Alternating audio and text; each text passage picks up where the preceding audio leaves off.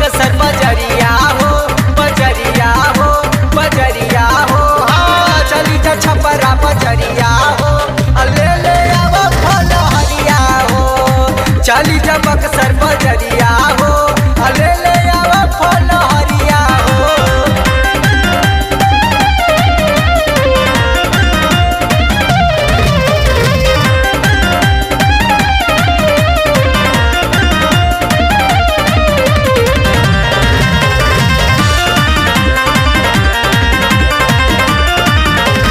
खर्चा करे में पीछे न हटिया मानी ल हमार कहलिया हो। दुल्हा सुपेली ले अइहा रे अंकित देवे के बाटे रखिया हो देवे के बाटे रखिया हो। खर्चा करे में पीछे न हटिया मानी ल हमार कहलिया हो।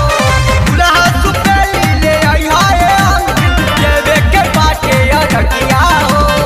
राजा भोले तू ढेर तेरी न कर धला तू चौपन के गड़िया हो गड़िया हो।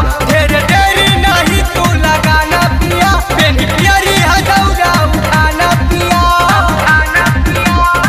चली जमऊ देवरिया हो देवरिया हो देवरिया हो। हाँ चली जमऊ देवरिया हो ले ले अब फल हरिया हो। चली जा पटना सहरिया हो ले ले अब फल हरिया हो। घरे के बछट के बरतिया सुनाई हमारे सैया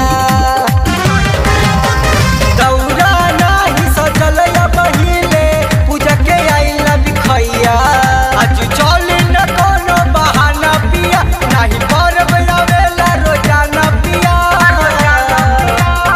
चली जा यारा बजरिया हो बजरिया हो बजरिया हो। हाँ चली जा यारा बजरिया हो ले ले अब फल हरिया हो।